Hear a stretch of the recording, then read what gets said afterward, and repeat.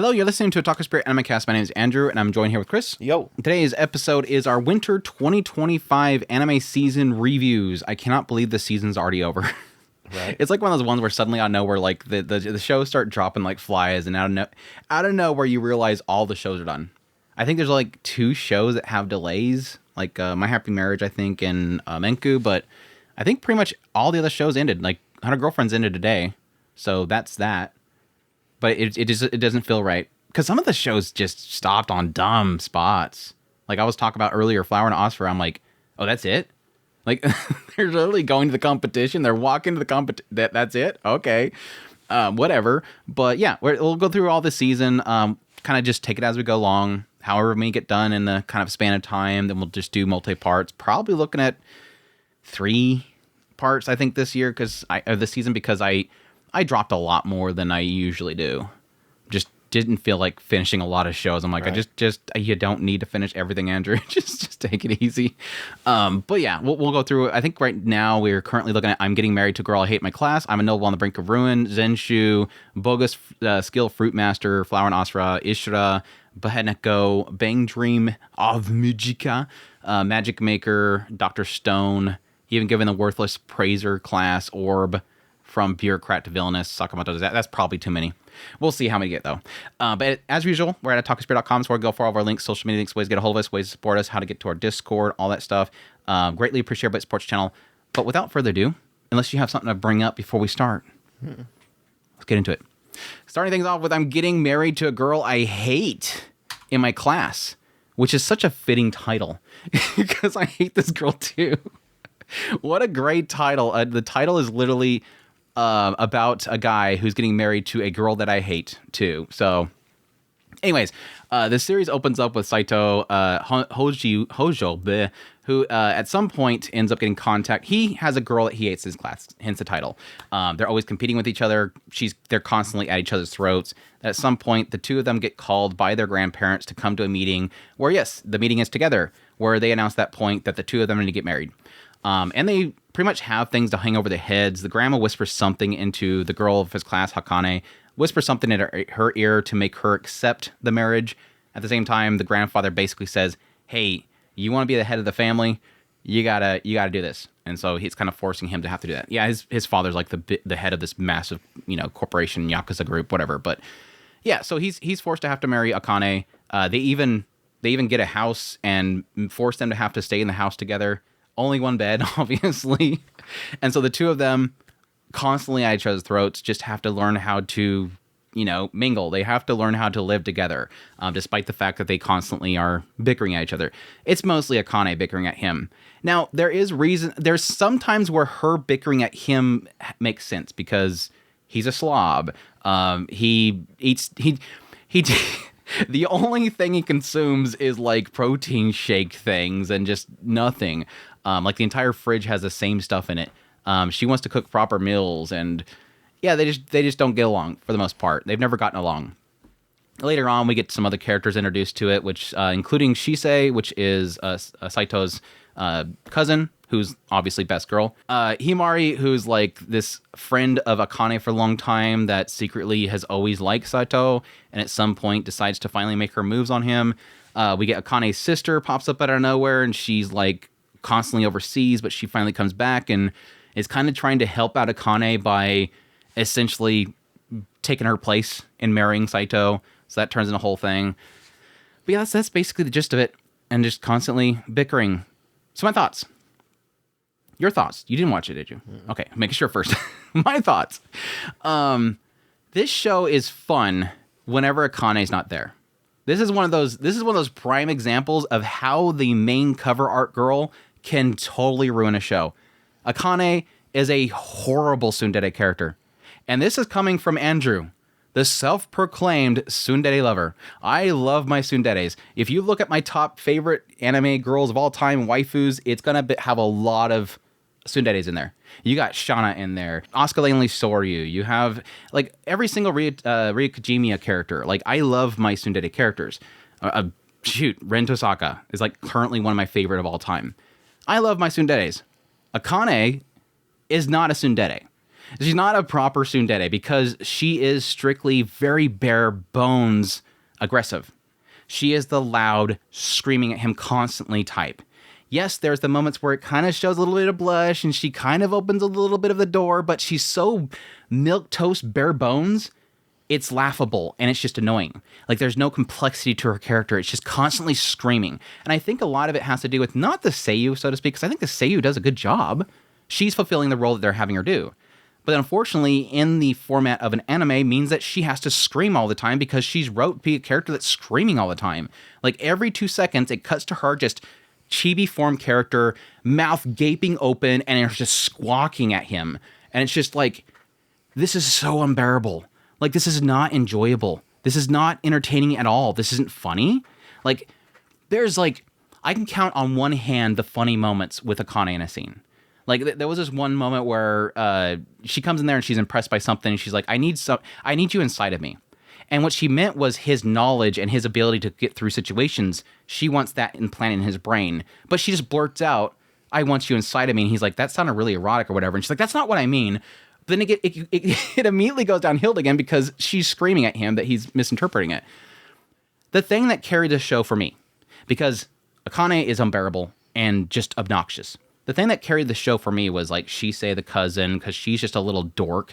Very much so like the cousin that was always expecting to marry him. Even her mother was like pushing the whole marriage between the two of them as well. She's just this cute little girl that just constantly just chomping on his neck or something like that. She's very mischievous. She's constantly wolfing down massive melon pan and burgers and whatnot. She's just super goofy. She knows everything about him, like every secret about him, just is always watching him, can smell that something has changed around him to know that he's been with a woman or something. She's just great. She's like a very much like a shadow of him. That's just like a stalker, so to speak. She's great.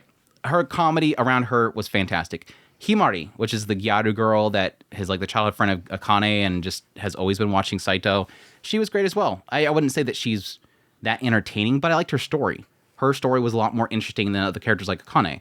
Maho, the sister, she was all right. She's just a very promiscuous type, you know, just getting some little ecchi here and there and really kind of pushing the envelope when it comes to the ecchi stuff.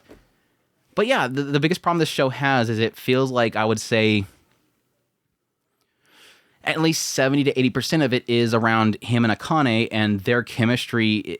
It's one of those situations where it's like, it doesn't make any sense. It doesn't make any sense why this guy, at certain points, it really does come down that he is kind of a cool guy. Like, in the end, he's a cool guy.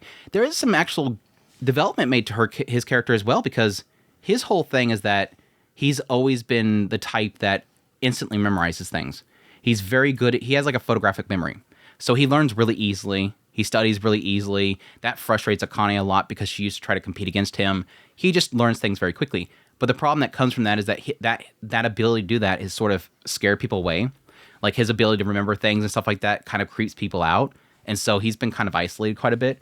But that kind of gives to his character, which is kind of interesting. But Akane it didn't really do much with her character overall. Like, I didn't feel a sense of really developing her character in any sense. They do get the whole stupid, hey, is she the one that I met back at this party when I was like 4 years old? I gotta find that girl that I met at a party for 10 minutes back when I was 4 years old, because it's really important that I find that girl that I talked to for 10 minutes back when I was 4 years old. Is it Akane? Is it Maho? Nobody cares but the stupid writer doing this stupid cliche. Please stop. It's gotta be Akane. It's always Akane. In the end, I mean, this is one of those situations where I can say, watch it for like 5 minutes. If you're not like put off by Akane's character, keep watching it. But if you at all get a sense that you're not going to like her screaming, don't watch it. It's a very overall, I think it's a very bog standard harem guy gets stuck marrying this girl and living with her and having to hide the fact that they're living together, going through all those tropes, eventually having the whole like love triangle thing, hiding it from the school. That kind of stuff is all kind of mixed up in there. And I don't think it really did anything very much so unique in the end, except for Shisei, because Shisei's a lot of fun. Shisei was like the only reason, I think in the end, the only reason I watched the show, because Himari was okay. She's kind of sweet, but I think Shisei kind of carried it overall. Just look for Shisei clips I clipped like all the good scenes on my ex account. Every scene that she'd say had, I clipped her and put on the channel. I was like, oh, that's the only reason I'm watching this stupid show. She's too cute. Anyways, I'm getting married to a girl I hate in my class. Big shocker there, one. I'm a noble on the brink of ruin, ? Chris watched that show. I gave up on it very, very quickly. But he could talk about it. Let me get my outline done here so that I can talk about the show. Because Chris doesn't like doing intros. Do you want to try it? You do it better, though. Dude was transported into another guy. And then he got caught up in some kind of a weird power play by his brother. He got himself out of it, and yet all of the things that his brother was trying to, all the power plays that his brother was trying to do was ending up making himself look bad and making Liam into the good guy. Eventually, he just slowly builds up a small harem, and eventually he finds the dragon. The dragon latches himself onto him because his brother did another power play. Excuse me. So he released the dragon that was sealed away or something like that? Yeah, he released the dragon, and Liam saved the day. So they make him into a noble, and separate him from his family. So his family is, if they go and crash, they're on their own. Liam is doing his own thing. Eventually, Liam and the dragon go to this special place, and he starts building an entire city. That just goes ahead and brings in the Promised Land. Wasn't like some kind of like legend of some Promised Land that he was supposed to do, and the Scarlet Prince, was she a princess? Was trying to help him with it. Yeah, she was a princess. I think they got married at some point, didn't they? There's like 3 different princesses that he has to deal with at some point. Of course, just bring all the princesses in. Yeah, I don't blame you on honestly. I like it for general kind of just snack food, which is a lot of the times I just enjoy watching the kind of snack food type shows. And this one absolutely fits in that bill. It's not going to make you think anything. It just is what it is. He goofs off, and everybody says Sugoi, just like Andrew hates. And he eventually builds up a city. He turns it into a magic city by putting high mithril all through all the entire streets. And he's super amazing because he's amazing. I liked it. At least it seemed like they wanted to have some sort of unique aspect to the magic, where it was like you had to have a book, but then you can store the books inside of a ring, and then it's like at that point it's like, okay, then I like how they establish this aspect, like you have to have a book and you read from the book to have the spells, but don't worry, here, have this ring. What's this ring? It has like 50 million tomes in it, and you can just have the ring. So why do we have the whole book thing brought up in the first place? It makes you look cooler. No. It makes you look cooler. And that's what they did with the multicasting crap. The high mithril and the roads. He made a super tome based on his ring through the entire city, so everybody could use magic. So there's no point in the whole book thing. I thought it was going to be like a thing of showing why he's Sugoi, but now that everybody can do it. No, he's Sugoi because now he made everybody else be able to use magic. So they Sugoi temporarily, and then everybody moves on with their lives, and he's never Sugoi anymore because everybody can do it. Unless they remember at some point, oh yeah, the roads, he's Sugoi. Because he has the dragon. That's the why he's legend. Sugoi. Yeah, that's why.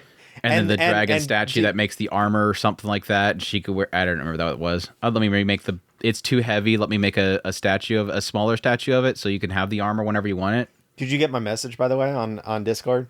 Probably not. The dragon turned into a Loli, and the Loli has Rikijimia's voice. Not enough to watch it. Not enough to watch it. Rikijimi just like pops up every now and then. Just a little mascot character anymore. Poor Rikijimi. She's been reduced to mascot characters for crappy Marvy Jack Studio Dean shows. Did it get any better visually? I doubt it. No, God, no. It's like, since when do shows get better in quality as they go along? Because this show is kind of that. Yeah, you're not coming back up, are you? Yeah, you're not doing good. You'll figure it out eventually. I guess you'll stabilize at some point. You'll Studio Dean stabilize at some point.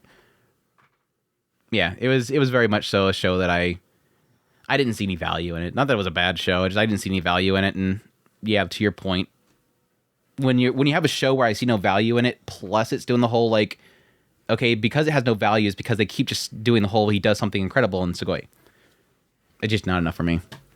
I need something to chew on. That's all. I need something to chew on. You like these shows where you just turn off your brain. I need something to chew on. I need something to happen where I'm like, oh, wow. So that's what the Promised Land is. It's this whole like connection to his past life where you find out that he was a doctor and... No, it had something to do with the dragon. Did it ever talk about his... This is one of those ones where I think it never talked about his previous life ever. No. After the initial... He's been reborn and they put him inside this noble boy's body. Nope. At best, all they did was talked about the dragon and how it had some kind of super secret thing that he had to do. I don't know. Because I don't even think he brought up like niceties of our life, like trying to recreate niceties. I think it got into a little bit of the aspect in his construction stuff, but I think that was about it. Like he literally just left his old life behind. Like, we're moving on.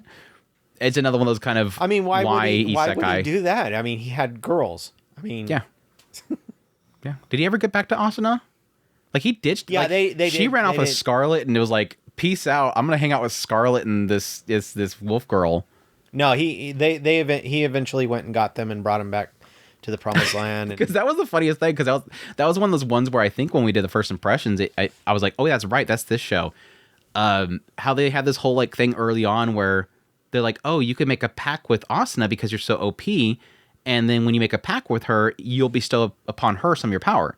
And so Asuna's like, yeah, let's do it. And he's like, yeah, but I don't want to do that to you because it's obviously one of those contracts where you can't disobey the person and all that kind of stuff. So it's like this, you wouldn't want me to do that. That's dangerous. And she's like, no, I trust you. So he makes a pact with her. And sure enough, Asuna's like super fast after that. And then it cuts over, like they went to go see Jody, I think her name was Jody, this friend of Asuna's. And she's like, oh yeah, let me try it out too. And he uses it on her, and I think it made her look smaller, or she got younger, or something like that. But the power that she got was to cook food. That buffs people, obviously. But it was like a total like makes a contract with her, and she's like, "What'd you get? Super speed. Now I'm super powerful. Okay, make a contract with me. What'd you get? Hold on a second. I'll be right back." She like leaves the place and comes back, and she has a plate with a sandwich on it. I'm like, he gave her the power to get in the damn kitchen and make me a sandwich. Oh, but no, it buffs you, so it's good. She could do the bow and arrow too. Oh, she had a bow and arrow too? Yeah. Okay. Oh, good. But he got two more princesses, and he got a Did he make a pact with Scarlet? A slew of elf girls. Yeah, I remember the whole thing with the fairies too. The fairies, like, turning the fairies into... They did like a whole slime thing where it was like they were all lining up, and he has to give every single one of them a name, and he's like forgetting names and what name he used and how many names he's done. Hey, dorky. I was like, oh yeah, that's reincarnated as a slime moment. Ha ha ha. Okay. Moving on. I'm a noble on the brink of ruin, so I might as well try mastering magic and making a secret society of cute fairy girls. Let's talk about some buff guys too. Let's talk about some Zenshu. Zenshu. Ain't no guys in harem animes. Shut up. Right? Zenshu. Let's talk about some Zenshu. This one is streamed on Crunchyroll, done by Studio Mappa, an original comedy romance series. And this one is wrote by Ueno Kimiko, who did Yuri Deko and Eden. This one opens up with Natsuko, who at some point in the past, she used to watch this one movie or film series. It had like OVAs and everything. Like at first it's like it's this one thing, and then they like talk about how there was an OVA too and all this other crap. But it basically this old series, which was like a very brutally dark anime that seemed to be critically not well received. It just wasn't well received because it was like so dark. Like the ending is like super dark. But she liked it because it was hard to understand. It was like one of those things where everybody hated it because it was hard to understand, but that was why she liked it. But anyways, cut forward, she ends up getting into the anime industry. At some point, becomes a director, gets very, very popular. This magical girl anime that just takes off, and she becomes well known as a director. And then she's presented a new project for this love com movie, which she ends up starting to work on, and she kind of hits a writer's block. Like they're all waiting for her to write the storyboards and everything, and everybody brings something to her, like cuts and whatnot. She keeps telling them to redo them. She's just kind of holding up the entire project. Yeah, at some point she's finds out the director from that anime that she watched a long time ago died, and then as she's thinking about them doing a live action of that movie or that series, she ends up eating this clam that was like rotten, and she instantly croaks because you eat rotten clams, dead like that quick. Anyway, she collapsed on the ground, and then she wakes up in the world of the anime that she loves so much, and she ends up having her life saved by Luke Braveheart, who is the protagonist of the series, along with his companions. Ends up getting brought into that group. They first think that she's a monster, but then she starts hanging out with them, and then eventually realizes, oh, they're having this party right now. Well, in the series, right at this moment, they get attacked by these shadows, these monsters of the world. And so she tried to warn them. They didn't listen to her. Eventually, the monsters attack. She realizes like the point in which Unia, which is like this unicorn mascot character, ends up sacrificing themselves to save Luke. So she, at this point, her drawing utensil just starts calling out to her to draw something. And then she's like, what do I do? And then suddenly this drawing table, a desk appears in front of her. And then she starts just drawing out the animations of a creature to summon out and attack the horde of monsters and saves Unio. And they're like, oh, wow, she's like got some really powerful ability. So they start kind of bringing her around with them. As the story kind of progresses, it kind of just turns into Natsuko as she's kind of solving different problems that each of the individual characters have in the series, as she knows what they kind of go through. At some points, it does sort of deviate from the original story that she remembers. So there's at certain points where suddenly it seems like things are kind of twisting a little bit. And some of it's related to what she's sort of, in helping save certain characters' lives or possibly trying to resolve their issues. But things start to kind of twist a little bit towards the later part. But for the most part, it's around Natsuko as she slowly kind of gets to know Luke, and Luke gets to know her, and the characters kind of go through their struggles. So my thoughts on the series. Visually, it's great. Visually, it looks really good. It's a MAPPA show. They put quite a bit of effort into a lot of the scenes. A lot of the animations, especially in the action scenes, were really fantastic. Her little magical girl transformation sequence where she draws is always like the same thing played over and over again every episode, but it looks absolutely incredible. There's little deviations here and there in the actual animation, just to give it a little bit of flair, like her positioning, where she's at, what she has to draw. But for the most part, that's kind of repeated. But yeah, each of the different creatures and whatnot that she summons in order to fight the bad guys, it's always been like really creatively inserted into the scene. Like I mentioned with like the first one, you have like, in most cases really, it's like very early, like in-betweens and stuff. Like you can still see the like sketching of notes and whatnot around the character as they're firing or whatever. It's really cool animation in there. Especially that, I think my favorite scene out of all of them was definitely Melon. Melon is probably my favorite character out of all of them. She's the elf girl. I think her story was probably the best because it kind of gets in that whole aspect of like the long-lived beings of the world and all the suffering they've kind of experienced, seeing the constant fighting and struggling to survive. And so they just kind of want to end. They make this like void society where they want to summon the end void that will put everything to end because they just don't want to suffer anymore. And so it's like turns this whole thing where Natsuko has to basically give her a reason to want to live. And it's where she creates a husbando that she'll fall in love with and stand the husbando forever. And so now Natsuko afterwards is constantly drawing pictures of this husbando. He's like she basically made an idol, a male idol character. But that whole segment was incredible because it has like, just basically it goes in this other realm, and then the pretty boy idol guy just shows up, and it's got the song playing, and he's handing out roses to everybody, and they're all falling in love with him, and then he has his dance sequence with her. It was super cool, and it was kind of a creative way of sort of resolving her issues. Kind of seems upsetting at the same time because it's making her fall in love with an inanimate object, but that's, again, it's kind of bringing that like modern times joys back to this whole kind of setting. It was interesting. But I think overall, I enjoyed most of the characters' moments when they actually got to them. But I do feel like a lot of the in-between elements, the very earlier segments of the series, just kind of did feel very blah. Like, I didn't care much for the chemistry between Natsuko and the rest of them. I didn't feel like they were doing well enough with the character dynamics and their writing. The overall story wasn't very interesting. It wasn't until probably Memelin's whole thing, and then kind of later on segments where it finally starts to ramp up in those last 4 or 5 episodes, that it really did pick up for me. But I do have to admit, like, I would argue like half the show was just very shrug. Like it was a very kind of bog standard. Not that it's bog standard. Like it's very unique because it's basically about an animator going into a world of animation and, you know, struggling with, you know, certain concepts. I just think like the overall focus of the story didn't really seem to be there. Like my initial impressions was it was going to be, okay, this is a person that has to direct a film about love, and she has always drawn, and so she doesn't know about love. It feels like it out of nowhere, the later part finally says, oh yeah, we should address that. We should address why she's here and if there's any purpose for her being here. It feels like the overall story has purpose and meaning to why Natsuko is there, but it also doesn't feel like it's at all a focus. It doesn't feel like it wants to kind of build in that stuff. It almost feels like it wants to be natural with it, and at the very end say that it was a thing.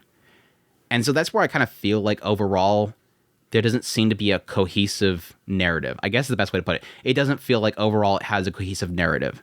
It just feels like she's just there and they're fighting bad guys. And it's like, but why is she there? Oh, because she's there to watch them fight bad guys and she knows the story.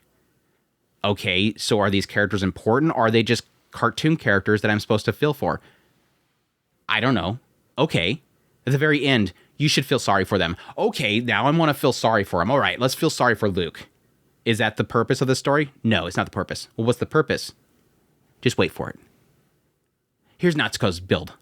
Okay, so I feel bad for Natsuko now, right? Yes, you feel bad for Natsuko. Okay, all right, let's do this. What's Natsuko's story?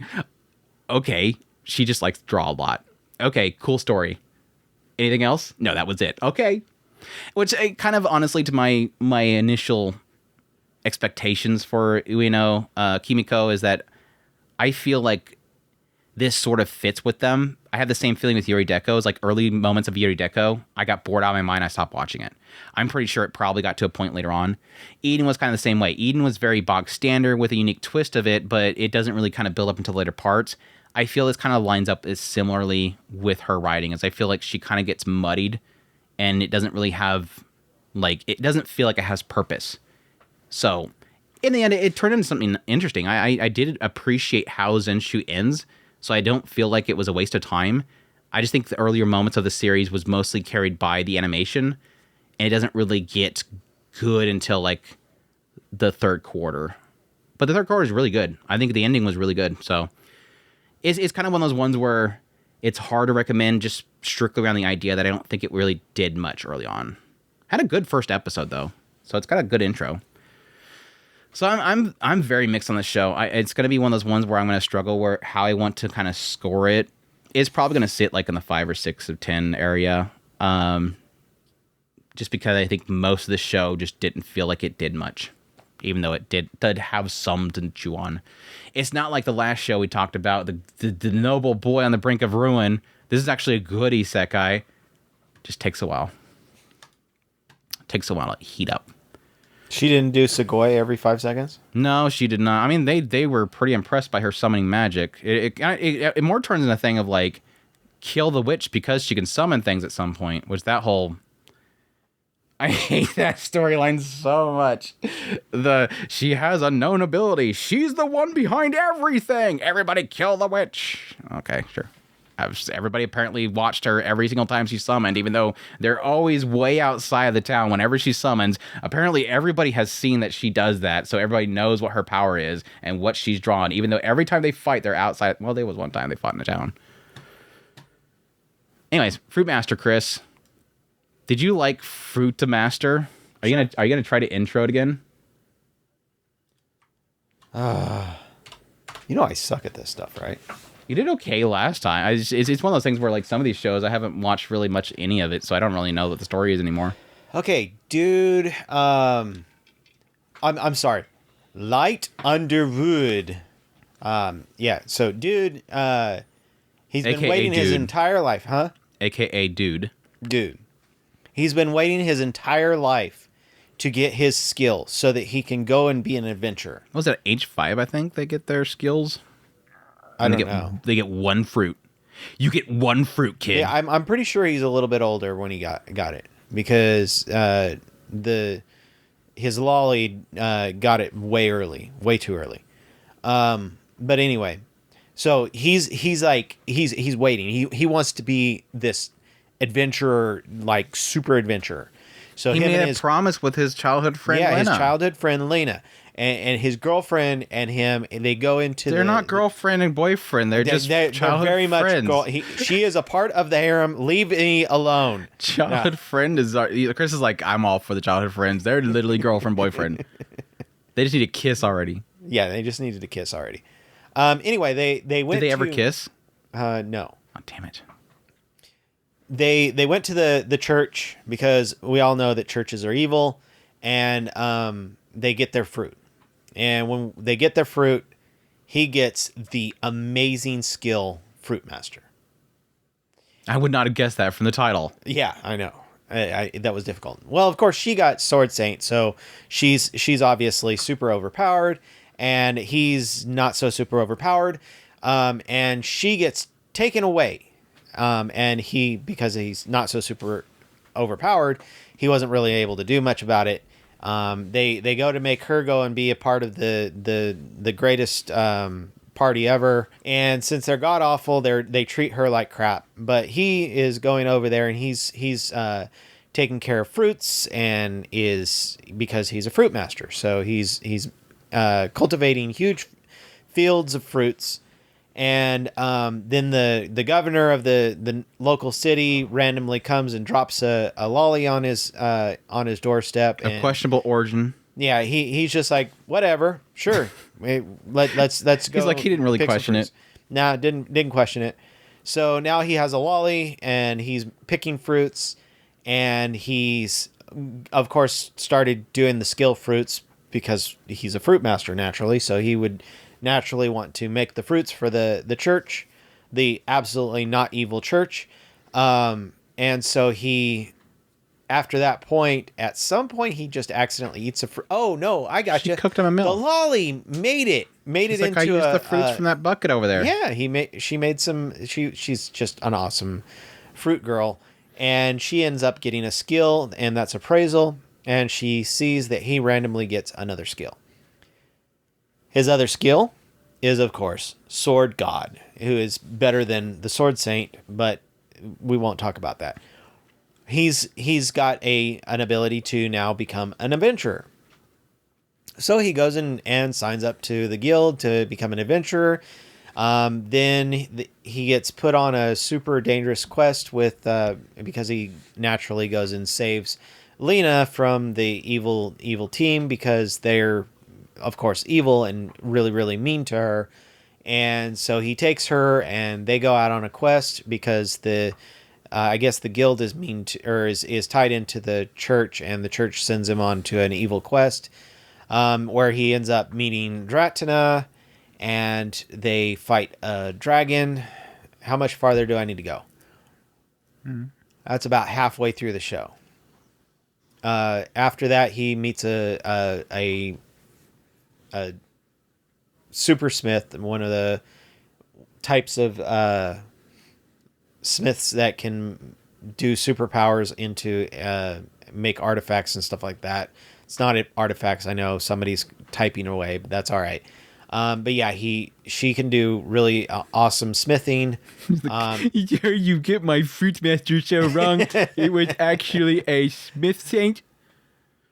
Anyway, he saves her from the evil bad guys because the church, which is not evil, it's not the church. It's this one girl, this one saint. I just know that I'm hearing all these things that are being said in the daggum comments.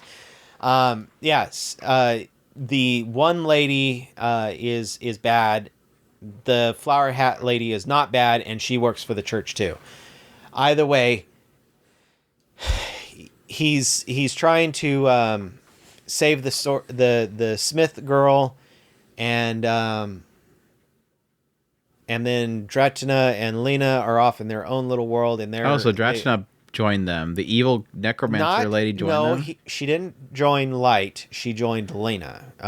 But that was through... After she necromancered her friends? Yes. Really? Because Lena's seen good in Dratana. So. Even though because like they showed like Lena used to be a part of this one group, and some of the zombies that Dratana was controlling was literally past party members. And she faced that problem, but she said Dratana is a good girl. She's a good girl, yeah, because she's great. She could. I mean, I kind of assumed when I seen her, she wanted to dance the fairy dance. I kind of assumed when I seen her and how unique she looked, I'm like, okay, that Dratana's girl's going to totally join the harem.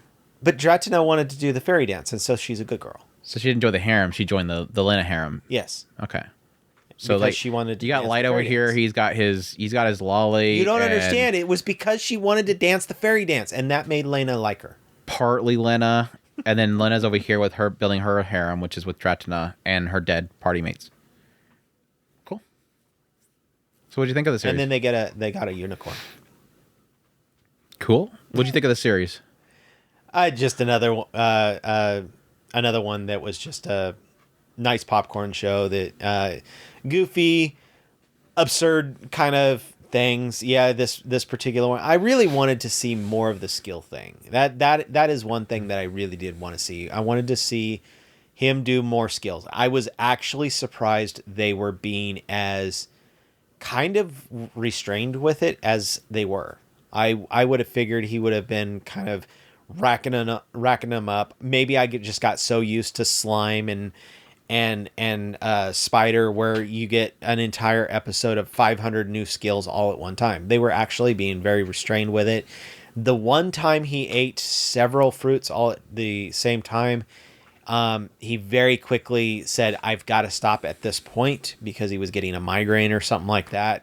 Yeah, because the Fruitmaster skill was like it like makes them immune to poison or something like that, and so it wasn't like the Fruitmaster skill allows him to eat the skill fruits. It's just that the skill fruits kills you if you take more than one, and he had a way of kind of cutting back the immunity from the Fruitmaster. Right. Yeah.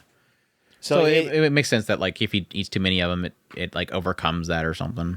I'm sure it did seem like it was very much. But yeah, I was surprised that he didn't be like, well, okay, I survived. But it is like one of those ones where like, are you going to tempt fate again? Like we know because based on the fact that the title says he can eat a limited number of fruits, but he doesn't know that. He's like, well, maybe I just got by on luck. Do I try it again? Like I could eat the third one and boom, you're dead. Yeah.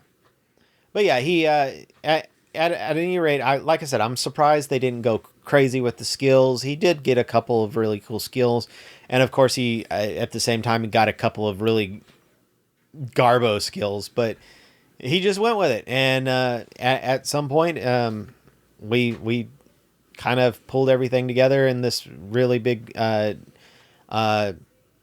against the dragons, and like I said, we got the unicorn out of nowhere. So yeah, it was a fun show. There you go. That's Fruitmaster. I didn't care for it, but it's fine. It's kind of one of those ones where it goes in the realm of like, oh, I have the weakest skill in the world, but then I become OP because it's actually OP. It is a little convenient that he ends up getting Sword God right after on his next fruit. Yeah, right. You know, it's just because the Loli cooked it. It was because the Loli cooked it. Just if you're gonna eat that second fruit, make sure the Loli that's brought to you by the Loli from a questionable origins that's brought to you by the mayor cooks it. Yep. In a soup. Because she's cute. And so everything's going to be perfect. Just make sure that she drinks it first. Just make sure she tastes it first. Other one is Flower and Asura Hana wa Saku Shura no Gotoku, which is a series done by Studio Bind, based on a manga. Drama, slice of life is the genres. Some interesting thing here is, of course, the creator of this particular manga, writer of it, is Ayano Takeda, who, of course, is the creator of Sound Euphonium. So that was kind of one of the initial things that kind of surprised me about this series when I seen it. Was like, well, yeah, obviously Studio Bind. I really like what Studio Bind has been doing with like Mushoku Tensei, Onimai. So, of course, I'm going to check out Flower and Asura. Then added to that, the fact that, yes, Sound Euphonium creator was writing it. And I'm like, oh, good. This is going to have a ton of Yuri bait. And it's going to look good. It's going to have a lot of heartfelt moments between characters. But anyways, The series opens up with Hana, who is living on this one island. She just graduates and goes to her next year in school, which has her on a different island than her home island, at which point she's got to go on a ferry boat over to the other island and then go to the school.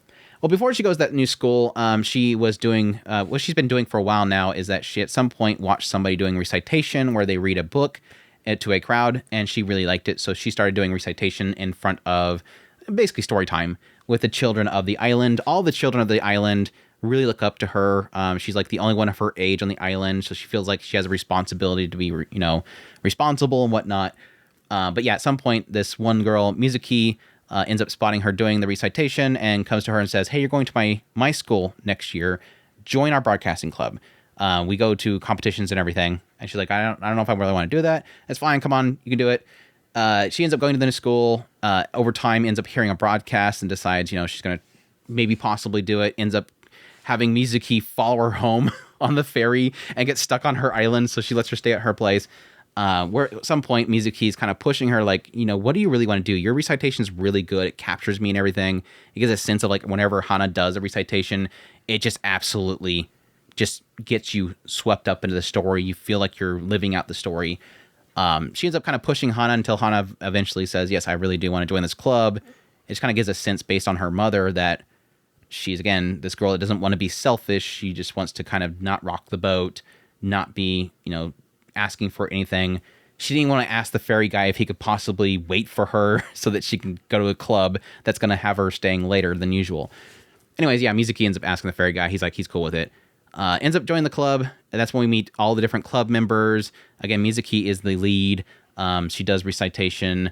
We have she is somebody that in her previous school did that, but then she at some point moved on to announcing instead. We have Setaro, who is like a 1 year above them, which a senpai, which is like, he's very much so not liking the idea of getting in front of other people, but he is doing recitation.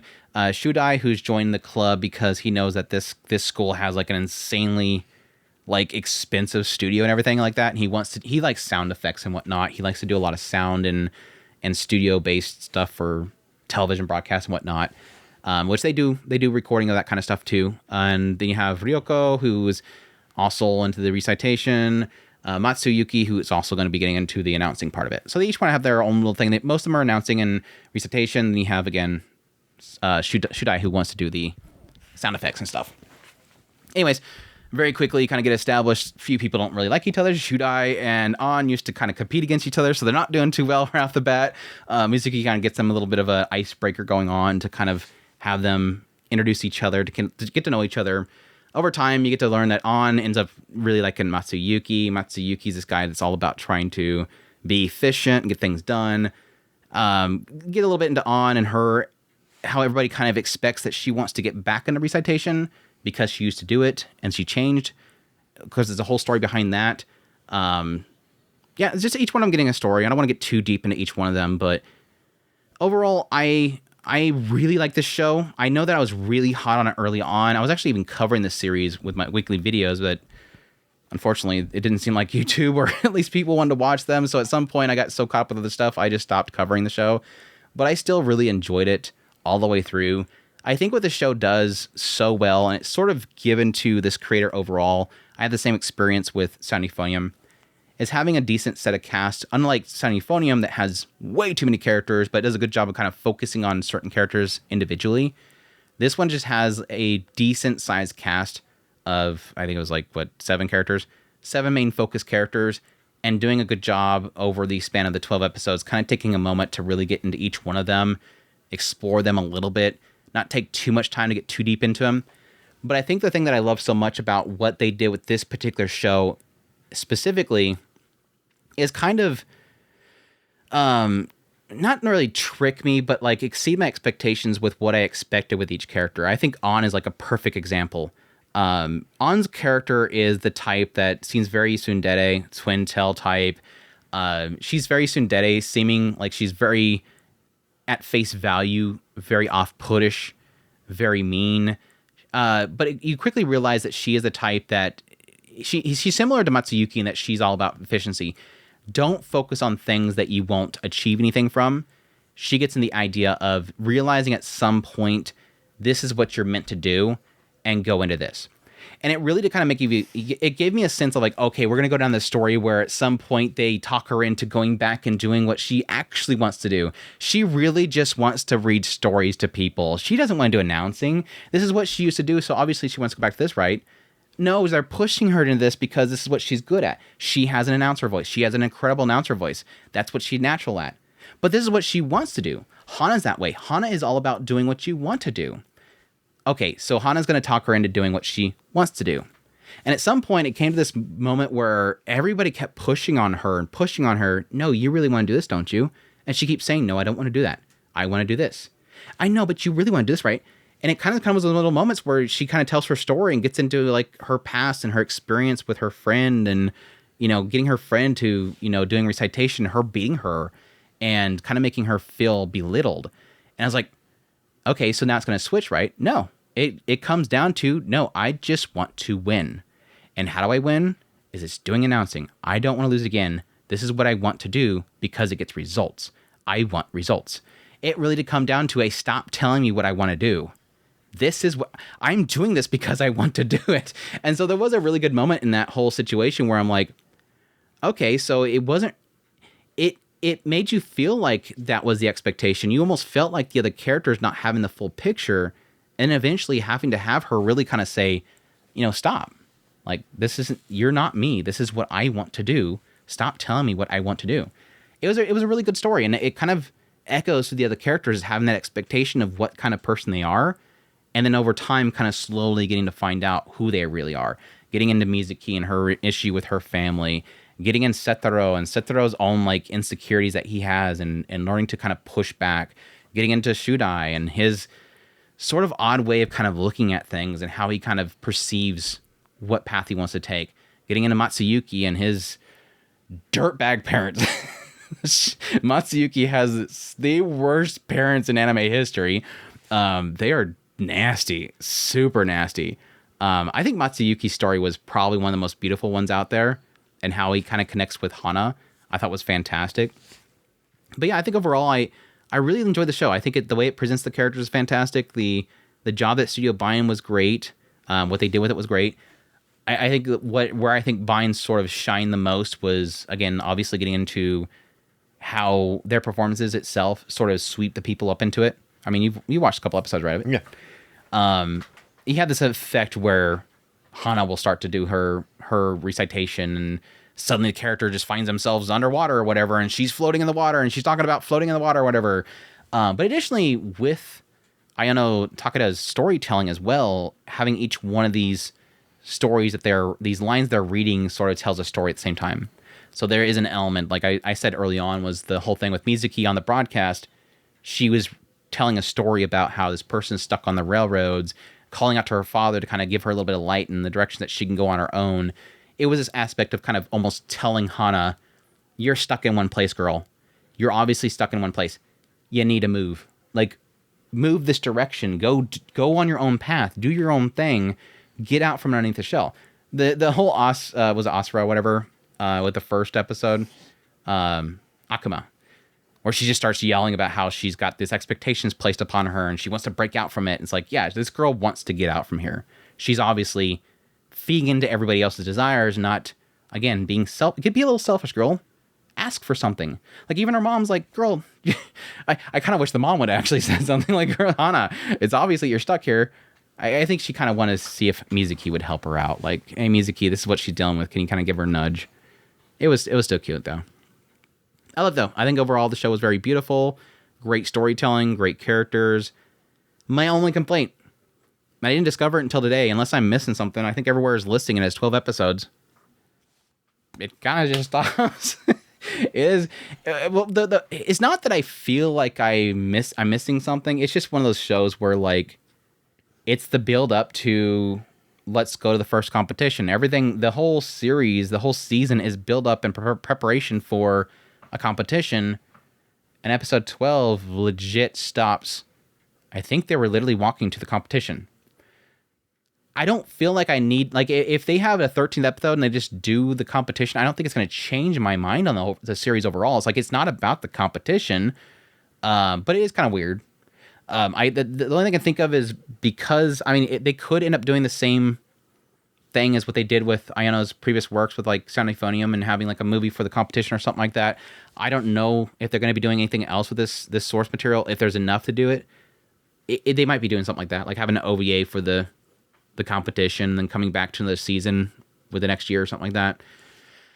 I don't know. I don't know if they have that much desire to fully adapt this second work of theirs or not, but it was a little bit of a letdown. Like I said, I don't really care in the end, but it is kind of an oof to build up to a competition, not do it. But yeah, overall, I really enjoyed it. It's probably going to be like a 8 or a 9 for me. Probably an 8. I don't know if I want to push to a 9. It was just a solid show overall. I enjoyed it. Oh yeah, I forgot. On Natsue is voiced by Uchina Seiyu. I have to say that because last time people got mad at me for not mentioning that. She did a good job. Like, I mean, High Speed Atole was kind of like a myth, but she did a great job with that. The flaming keyboards are not attacking you at the moment. Yeah. They're ready to post it. Like, if you finish that review and you don't say that, it's like just like barely next to it. They're ready to click. Okay, good job. You didn't say her name. You didn't say the Seiyu's name. Anyway, that's Flower and Asura. I love it. Go watch it. I recommend it. Unfortunately, not anybody's going to watch it because it's on High Dive. It's like everybody in the world claims that they pirate, but nobody watches shows that are on High Dive. That's a weird thing. Have you ever noticed that? Everybody claims they pirate, but nobody watches High Dive. It's weird. Anyways, let's do Beheneko next so I can take a break. We'll not get into the Ishura show yet. Beheneko. Did you finish Beheneko? That was literally like, it finished 3 weeks ago. Beheneko, I think, was the first show to end. It was the first one to begin, I believe. It said that it was the end. Well, it never popped up anymore after that. It didn't pop up anymore after that. So we assume. They went back home after stopping the big bad. So I would assume. It was one of those ones where I knew that the series ended because they beat the bad guy. And then they ended the episode with them having a bath. But then I was like, but then every episode ends with a bath scene. True. So I don't know if that's actually an indicator. But yeah, Beheneko, the elf girl's cat is secretly an S-rank monster. S-rank monster no behemoth dakedo neko to machigawarate elf musume no pet to shite shite masu. Anyways, this one is, again, streamed on High Dive. Another one that died on High Dive, even though everybody pirates. Studio is Zero G and Saberworks. The source is a light novel, action, adventure, comedy, ecchi, fantasy. But yeah, this one opens up with Tama. Well, it opens up with a soldier who at some point dies to these demons, and he ends up waking up in the bottom of this dungeon, looks inside the pond, and realizes that he's been reincarnated as a little cat. But actually, his stat screen says that he's a behemoth. So he's like, that's weird. I don't look like a behemoth. I look like a little cat. Anyways, at some point, he's walking around the dungeon. He ends up beating up a couple monsters. Then at some point, ends up getting attacked by an earth dragon or something down there. It narrowly escapes death and then is saved by Arya, this elf girl. Arya was an adventurer that was checking the dungeon, ends up spotting Tama, takes him home, bandages him up, recovers him and everything. And so he decides at that point, I'm going to devote my life to protecting this girl. They get into some stuff where like some dude like tries to force her into like a marriage proposal because Tama protected her against him. She ends up beating the guy. Tama ends up kind of, jumping out their attack at the same time. Ends up revealing that he can use abilities, but then they all say, oh, he must be an elemental cat because he can use magic and he's a cat. So that kind of covers up his secret that he's a behemoth for a little bit while longer. Goes out adventuring some more. We meet Vulcan, who is a blacksmith that joins her at some point. Stella, who is the earth dragon that attacked him in the first episode that he defeats later on and reincarnates as a crazy psycho dragonoid. They think that she's a dragonoid or something like that. Basically a dragon folk type of person.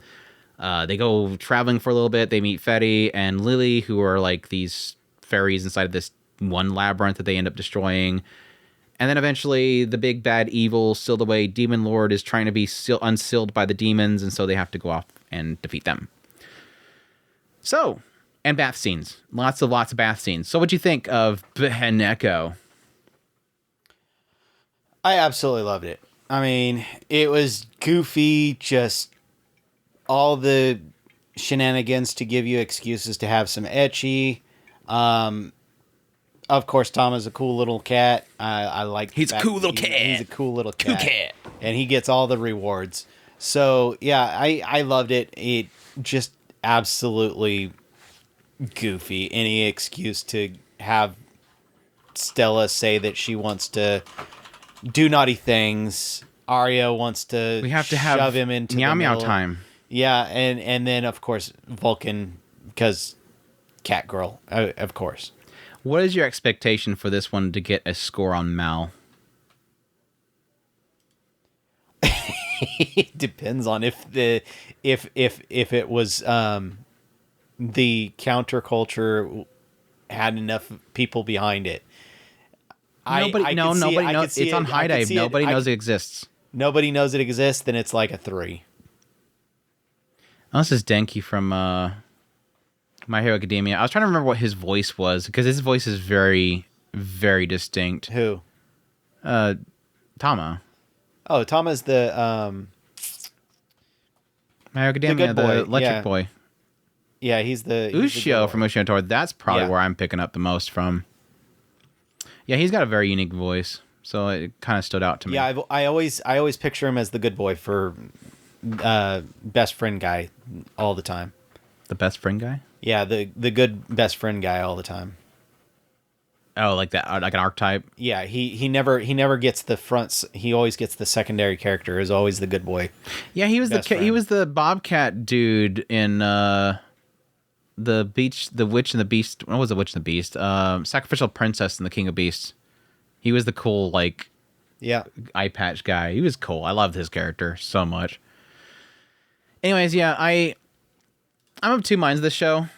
I think for an ecchi show, I think this one is kind of a, even though I was going to joke about it, but it's like a 5 point something, 5.6 or something on Mal. It's like down there in the hentai categories. As much as I think this is kind of one of those ecchi shows that you don't really want to expect too much from, it is kind of one of those ones where I think it did well enough to kind of keep the adventure going and the advancements of characters and building the characters and their abilities in there as well. Some fantasy elements and skills and character developments that just kind of keep it to be enough to facilitate the ecchi. But it is also one of those ones where I think when it got too wrapped up in that stuff, it lost me. Like when it really started to pick up where suddenly like, oh, the demons are coming back and we got to dispatch them to go out there and take care of the baddies so that they don't revive the crystal that's at the hometown of Arya, and they're going to unlock the demon lord so he can invade again. I'm like, you guys lost me. Like when we went to the whole training montages and stuff like that, you lost me. Like go back in the early episodes, like the first half of the show was perfect. Like it had a nice balance of just doing ecchi shenanigans, over the top shenanigans around it. All these girls, you got a cat girl, you got an elf, you got a dragon girl, and they're all thirsting like crazy for this little cat. It was funny. Like that stuff right there worked for me. But I think about the halfway, I would say it was about after the episode they introduced Fetty and Lily. Ever since then, it lost me. I think everything beyond that point was like blah. Everything beyond that was blah. Because right after they introduced them, they get into the guy summoning a bunch of skeletons and trying to revive his wife, or getting revenge for the death of his wife, and then it just gets too heavy. Like after that point, it gets way too heavy. I liked it when that first half, just the shenanigans, just fun. And it was good in that area. It was a lot of fun. The ecchi was solid. It did well enough to kind of just make the over the top. It was sort of like in that realms of something like the girl that thirst the dog, Inukai-san's dog, but like entertaining outside of the absurdity. It does that absurdity really well. The idea that these, Stella and Arya are fighting over Tama, and them pressing against each other so hard with him in the middle ends up shooting him up in the air, that kind of stuff. It was some dorky stuff. Stella thirsting over him in the middle of the night saying, come get, have my babies, and just constantly just trying to glomp on him to get his seed. It was good in that regard. I enjoy that stuff. But I think when it gets away from the goofy shenanigans and fighting ropers in a dungeon and squirting all over Arya and her getting mad because only Tama can squirt on her, that when you get away from that stuff, it doesn't work. Like I was saying before, that balance that they did early on was so well in the idea of the ecchi and the fantasy adventure. And then at some point past that 6 point or so, like I said, after Ferry and Lily are introduced, it starts to do this thing where it wants to bring the fantasy too much up, and the funny shenanigans, ecchi stuff just gets lost. Every now and then at the end of the episode going, oh, by the way, here's a bath scene. And then back to it. Don't worry, another bath scene. It's like, no, you're not balancing. You're not balancing well. So that, I mean, I did enjoy the introduction of the Grand Mage and getting into his possible origins and how that dude looks like he got himself a pretty awesome harem as well. But I think overall that stuff just didn't work for me. It just, that whole ending point was just blah. So solid start. Too much fantasy. And this was actually technically one of those rare cases where, like, the adaptation wasn't censoring anything. If anything, it was adding more scenes. I was noting to some, because I was actually reading the manga along with it when I was doing the coverage of it. Another one that I stopped covering once it got in the fantasy stuff and just stopped being fun. One of those ones where, like, as I'm reading the manga along with it, I'm like, yeah, there wasn't a bath scene here. No, there wasn't a bath scene here. Like, there's some people getting upset about the fact that, yeah, I technically did point out that Fetty and Lily did have a costume change going to animated adaptation. I'm like, but it's not really what you think it is, because there was no showing of Fairy in the manga, so it was uncensored more so than the actual manga. So it was nice to see that they didn't hold anything back. But yeah, I think it's solid first half. If you want to go anything after that, if you're just looking for a dumb, fun, ecchi fantasy show, I think it's solid for the first half. After the first half, that's up to you if you want to keep going. That's kind of my conclusion. But Chris enjoyed the whole thing, right? Pretty much. I mean, I thought that the demon stuff was a little bit contrived, but it was what it was. I mean, it gave him something to do. It gave him something to do. Oh. Ishura. I have Ishura. Were you ever considering getting caught up on Ishura? Or was it just too dark? I thought about it at one point, but yeah, the same excuse I give all the time. Time. He needs that time control. Ishura's second season, streaming on Disney and Hulu. I think I watched it at Hulu. Ran for 12 episodes, done by Passion, the source of the light novel, action, drama, fantasy. This one, I guess, to give a brief thought here, because we're getting this 2 seasons now, so covering everything's going to be a little difficult here, but the basic gist of this series overall is the concept of this one world where visitors come from distant other worlds. They pretty much put as being... They've confirmed in this season 2, they have confirmed at this point, you have some people that are coming from specifically like Japan. So you have people coming from distant worlds that are coming to this one world. At some point in the past, which they've also revealed in this actual season, at some point in the past, this one true demon lord showed up, and this true demon king at some point was defeated by a hero. But they don't know who that hero was, and so you have like the remaining civilization that was like nearly extinct from this demon king, are now trying to form up kingdoms once again, and now you have sort of conflict that's brewing up once again between other nations that want to rise up in the same vicinity. So you have conflict between nations, them trying to rebuild themselves, all the while, at the same time, one of the kingdoms, Arietia, established, early on the first season, that they want to gather together candidates for the hero, this tournament they're doing. So they're going to have this massive tournament, bring all these potential heroes in, and whoever wins the tournament will be designated as the hero that defeated the true Demon King, because they don't know who that person is. And so there's obviously a massive question mark as to why that would tell you who defeated the Demon King, and that's obviously a good question mark there that we're kind of slowly developing over time. But yeah, over the 2 seasons, a lot of the focus has been really kind of, on one hand, this overall story plot line of Arietia, why they're having this tournament, and how they're sort of meddling with other kingdoms, how other kingdoms are trying to build up and fight against Arietia. At the same time, you are kind of bouncing around to each character, and they're introducing a whole lot of mostly people from distant worlds that are now in this world that eventually will, in a lot of cases, get recruited to join this tournament, which we have yet to get to, which I'm not bothered by. I think early in the first season, I'm like, why are we talking about this tournament and we're still nowhere near having this tournament? If you're watching this series, don't worry about the tournament. It's not about the tournament.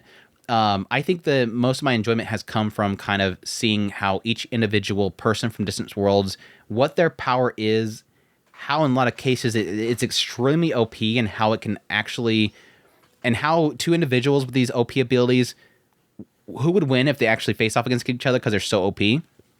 But kind of seeing how each of these individual people of distant worlds, who they will end up aligning themselves with, if they're going to join with the Arietia, how in Arietia itself there's different generals, and a lot of those generals seem to be questionable if they are actually aligned with Arietia. Getting into Lithia was in the first season, I believe. Getting into, I forget the name of it, Okaha. There's this new kingdom they've kind of gotten into as well. There's a whole bunch of different groups, different rebellions and kingdoms, and seeing how each one of them sort of are, working against each other behind the scenes is sort of been my fascination. But I think the one thing, if you want to ask me one thing that I like about this show the most, is its characters. This show is oozing characters. There's very few. I was gonna say there's not a character. There's very few characters that I have met. There's been like one character in season 2 that I'm like, I could do without this character. There's very few characters that they have not introduced in the show, and I have not been completely fascinated. I sort of put this in the same realms as something like Fate Stay Night. Not that I think it's like Fate Stay Night where you have like this, bumbling idiot kid who ends up getting stuck with, Saber, and then he's constantly saying people die when they kill. It's more of the idea that these characters that they're introducing are sort of like, different Fate, class characters, and they're super powerful, but they're in sort of a setting where people aren't super powerful. And then you get to learn about what they're kind of going through, what their power and ability is, and exploring it while the overall story is happening. It's very much so in that kind of realm for me with Fate. But these characters seem to have a lot of depth to them. I really enjoy them. The different quirks that they have. And again, a lot of these characters are OP. Like to give examples of a few of them, like Suijiro, he was like one of the first characters that we meet in the first season. He's just a guy that no matter what blade he has, no matter how dull it is, he will essentially find the weak point and cut through anything. You had this one guy, what was his name? Kuze. He essentially is like, he looks like a pope guy walking around with his shield. Anything that comes near him, this Shizuka, this spirit will basically touch them, anybody that comes near him, and just they die instantly. And so it's like, that's where it goes in that realm of like, these characters are OP. And the one that I love the most from the first season, which was not really in the second season, is Kia. Kia, the world words. This world has the abilities called words, which is their magic in this world. And the magic itself requires you to understand the object before you can manipulate it, which makes it difficult to do healing because you have to understand the person's body and the person themselves in order to heal them. So they make sure that one healer is in the actual village, because then they have to understand the people they heal. But yeah, the special thing about her is that she doesn't have to understand the objects to use spells on it. So what they get to eventually is describing that she can tell somebody to die and they just die. You die. You die. Because she doesn't have to understand you to be able to manipulate you. But she's like this cute little elf girl, so it's like, I don't know if this girl's going to be able to do anything with that ability, but it seems like she's going to go in there and take on these people. But no, my newest favorite was definitely, but this season was Linaris, the Obsidian. I think she's now Toyama, so that helps. But she's a vampire chick. Like, and they kind of indicate that she doesn't need to like bite people to control them. Like, it's airborne. Like, this group of soldiers come into the room and they start firing on each other, and they're like, wait, nobody's been touched. Oh, it's airborne. Like, she's literally controlling anybody that's in their vicinity. But yeah, she's crazy cool. So I'm really enjoying her character, looking forward to more of her. They brought in this one girl that looks like she's like a schoolgirl that is like she's like a tomboy schoolgirl that is like indestructible. Like, I love every one of these characters. And again, I love the fact that they're so OP, and it just absolutely works for this series. So I'm looking forward to more. I'm eagerly anticipating, hopefully, a third season. If not, I mean, I was thinking about this when I was getting into the second season. This is one of those ones where I'm putting it on the docket for one that I would like to read. I did hear that a lot of stuff got skipped and skimmed over. It kind of feels a little bit like that with some of the stuff, but it wasn't enough that made it unenjoyable. But it's definitely one of those ones where I think like this would probably be so good as a read. I think there's probably a lot of stuff that I would love to chew into with this series. But yeah, I really liked it. Visually, it looked fantastic. Much better than the first season. The first season, the only problem it has a great style to it. And a lot of the 2D animation's great. But there was a few point with like these wyverns that were like a little bit questionable CGI. But second season, it looked like they fixed a lot of that stuff. So I think season 2 even looked even better. So I love it, though. It's definitely going to go down as one of my favorite of the season. So there you go. What about Magical Maker, Chris? You watched Magic Maker. How did you like In Another World with my Eres Guerrero? They took her away. Did she ever come back? Yes. Okay. On like the last episode. she was put on break and then she never come back. Well, that's a good thing that I didn't caught up because she was like my favorite character, and you mentioned the fact that she got benched for a little while. And spoilers, apparently she comes back. I know, right? He succeeded. Okay, so you want to do the breakdown on this one? I guess if I can find it. Oh, you don't have it? I apparently am having a problem with my search function randomly. There we go. This one opens up with a girl named Mary. Mari? Was it pronounced Mari? Or was it Mary? I think it was Mari, wasn't it? I only remember him calling her own sister. Yeah. But yeah, Mary is at home, and she's this young girl. At some point, her parents come home with a new baby brother, and she likes the new baby brother. She tries to be nice and grown up for him, and is always trained to one day protect him. She's training the sword ability. Every now and then, she keeps him, spots him off the side doing something really grown up. Like he's like not wanting to wet his bed anymore. He's trying to be responsible. He's constantly studying. Every now and then catches him off the side yelling things like fireball. It's really weird. Even at some point at the dinner table asking dad about like, magic and fairies and stuff like that. But anyways, yeah, one day he ends up, she's trying to figure out what exactly he's talking about with fairies and stuff like that. And she ends up spotting these little orbs that were floating up from this pond nearby. And she thinks it might be this magic thing that he's talking about. So she ends up inviting him over there. He's really excited about it. But that's when we find out that, yeah, in fact, Shion is an isekai. He was, like a 20-something, 28-year-old or something like that really wanted to use magic in his previous life. Ends up having a heart attack. Gets transported to this world to a world that has no magic. And so he's been trying desperately this entire time to study and figure out if he can create magic in this new world. So yeah, Shion's actually the main character, unfortunately. But yeah, he's studying magic and learning how magic works. He ends up hugging Mary because Mary just assumed that the two of them could get married when they get older because she really likes her brother, and then come to find out that she's not allowed to marry him. And so he's like, no, I just won't get married. We'll always be together. They hug each other, doki doki, and then they start glowing, and he realized that he could produce what seems like mana in this world of magic, and then he's trying to figure out how to make that magic that he feels come out, and then change that into fireballs and stuff like that, and goes through this long process of trying to do that as he's joined by a bunch of different people. And eventually he sets it on fire and try to figure out how he can project it, tries to electrocute it with these electric stones. But yeah, just trial and error and creepy grin faces.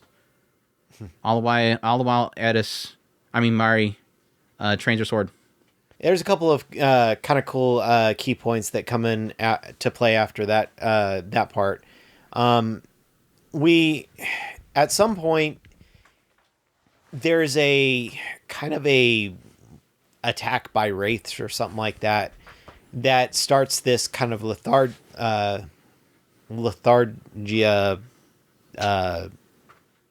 illness, in which that pretty much is Murray at some point gets this, and so he has to go through the process of both trying to figure out how to heal these people and at the same time prepare for a possible attack by this invisible monster.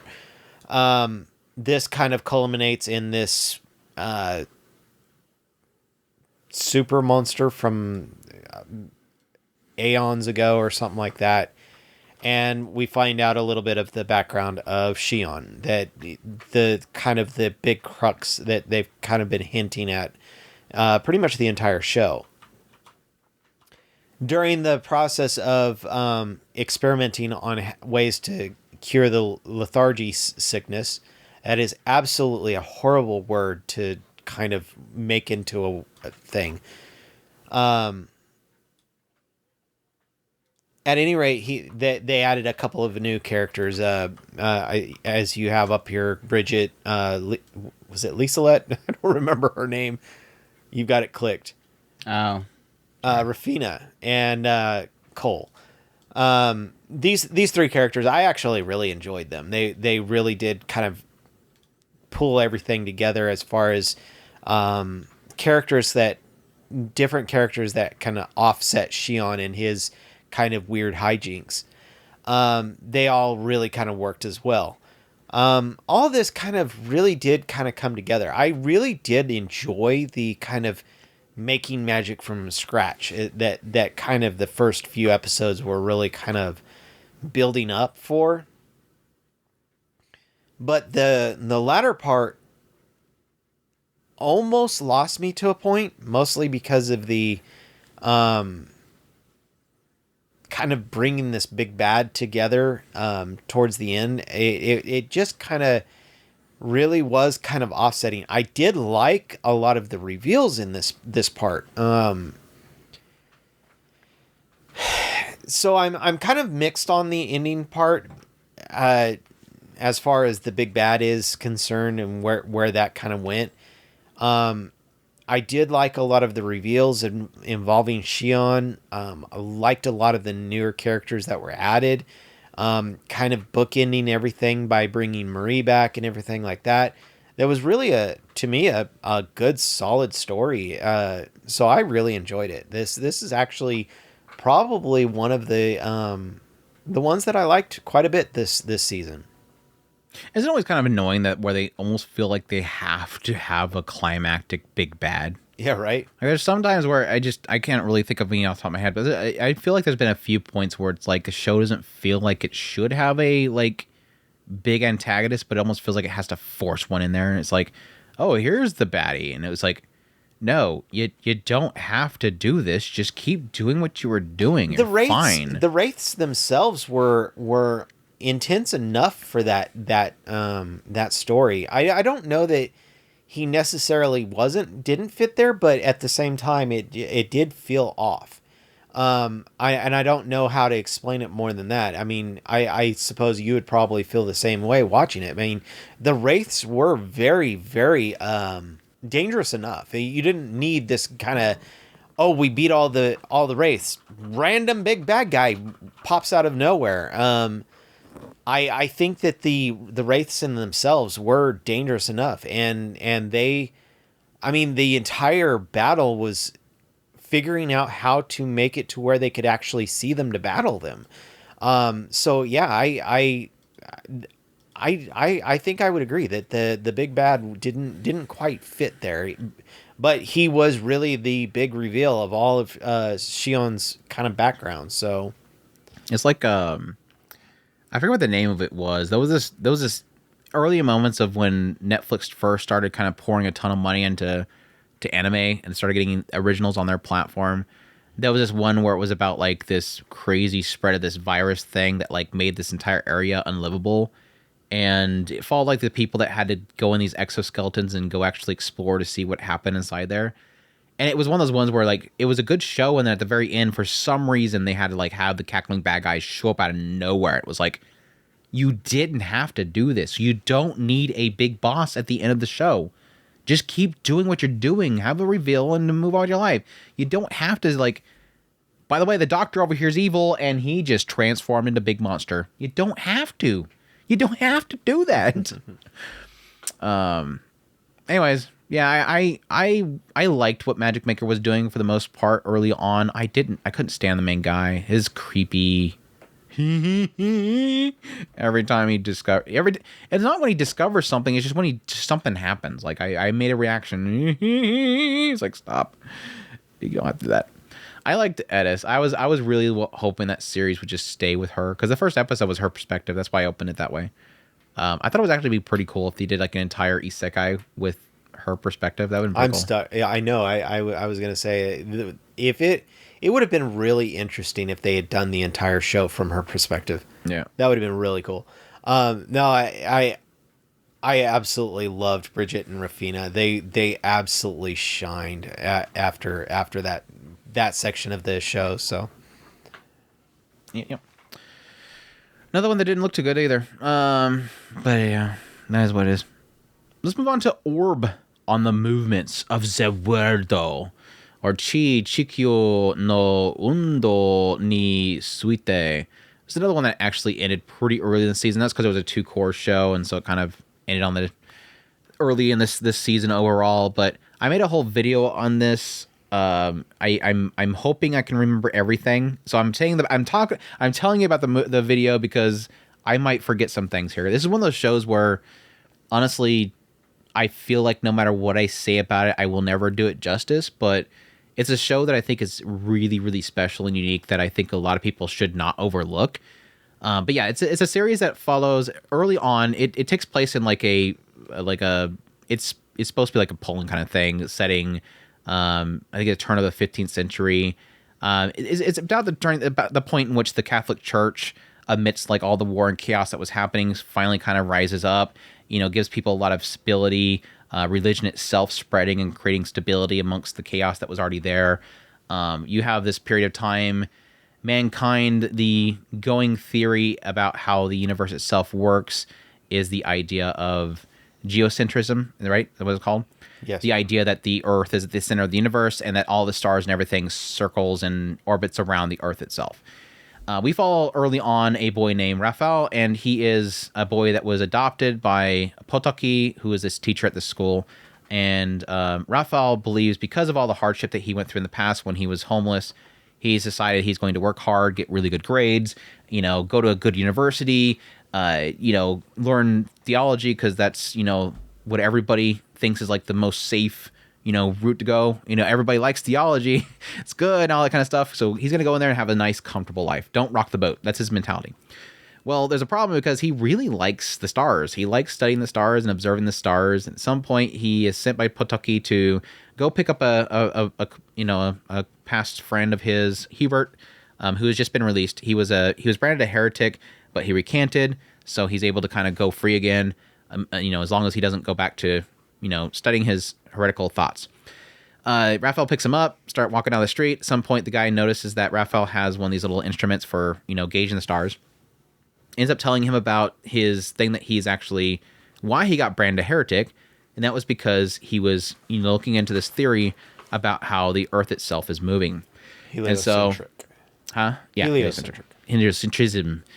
But anyways, he ends up essentially telling Raphael he'll kill him if he tells anybody, and then forces Raphael, because he realized that Raphael has really good eyes, and Hubert doesn't have really good eyes anymore. He's going to force Raphael to, give him the numbers that he needs for his study of the stars. And so he brings Raphael out to this really good spot and tells him about his theory about the fact that the Earth itself is moving. It's actually, it's going around the sun itself, which is kind of, again, blasphemy, basically. It doesn't match the scripture. And so Raphael pretty much rejects the idea for two main reasons. The first one is, why would anybody risk their neck to go after some theory like this? The church don't like it.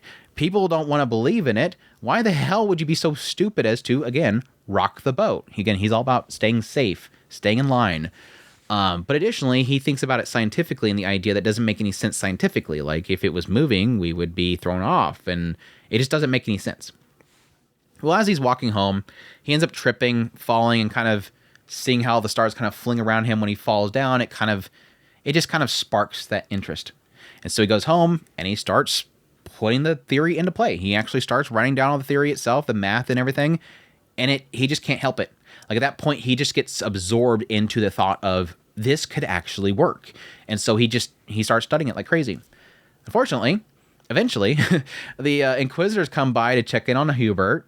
They end up finding some of the stuff that Raphael's been writing down. And so they quickly question Raphael, like, what is this? What are you writing down in this booklet here, boy? And then Hubert shows up and says, no, that's mine. Takes the blame, ends up going to his death, basically, because Hubert, was caught as a heretic. He recanted, but then he screwed up again. It's like a 2 strikes, you're out kind of thing situation there. But Hubert basically says, Raphael's like, I thought you were going to, no matter what, you were going to get your job done. Why are you doing this? And he's like, I'm passing it on to you. So it's like that whole moment where you get that sense of like the passing the baton. I've figured it out here. I told you what I found. Here's a baton. It's your turn, Raphael.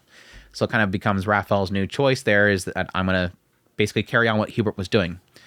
And this is kind of a beginning of a very, very long series. We're talking 25 episodes, which is a full adaptation, by the way, which I think is always a fun thing to kind of get me excited about a series, is knowing that something is a full adaptation. But it's a big, the beginnings of a very big story that does span several decades, that covers a lot of characters who all seem to have their own perspectives on their beliefs in either religion, the beliefs in science, beliefs in the stars, beliefs in duty, beliefs in honor, that all somehow are tied together with this concept of, again, the movement of the earth.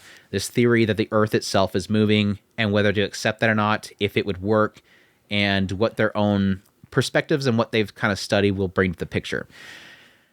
Overall, though, I love this show a lot. I was very big on it from the very beginning. I was shouting from the rooftops for people to watch the show. I was covering it for the longest time. I absolutely adored it for many reasons. The initial snag that gave me, that I had with this series, was around Raphael and what they portray with his character, which is this thirst for knowledge. What I always described it as was the thirst of the scholar. I see this thing and I can't help but want to look into it. It's sort of what Hubert presented very early on. He literally tells Raphael, I have to figure this out. He's like, but you recanted. You're going to die if you get caught. I have to discover the truth. I don't care if they kill me. I want to know the truth. I crave it. And Raphael had that same sense of like, he just gets stuck in it. Like he's sitting there writing all night because he can't help it. I have to figure out the next note. What does this connect? Okay, where does this go to? What's the dimensions here? Where does this go? What's the distance? What is my measurements? I have to get my stuff out. Well, I'll check it again. Like that thirst that just cannot be quenched, and at the same time can't be stopped. Like no matter if there is this fear of the Inquisitors or the fear of death, they can't help it. He's literally walking out into the streets the next day, and there's people on public view being burnt at the stake. But I have to find out the truth. I have to figure this out. I can't help but know what comes next. I love that. And that extended on to a lot of other characters. One of the other big characters that I loved the most was Badini. I loved Badini's character so freaking much, because there is obviously a sense here of two factions, or you'd probably see like two factions. It's obviously the church. The church wants order. We used to be from a land of chaos where people were killing each other, and it was just utter, anarchy. People were just killing each other on the streets. There's no order. The church brought order. It brought people comfort. Come to us. We will take care of you. Give your tithing. Don't step out of line. Oh, don't have heretical thoughts. Don't be possessed by a witch, or we'll burn you at the stake. Keep order. That was their thing.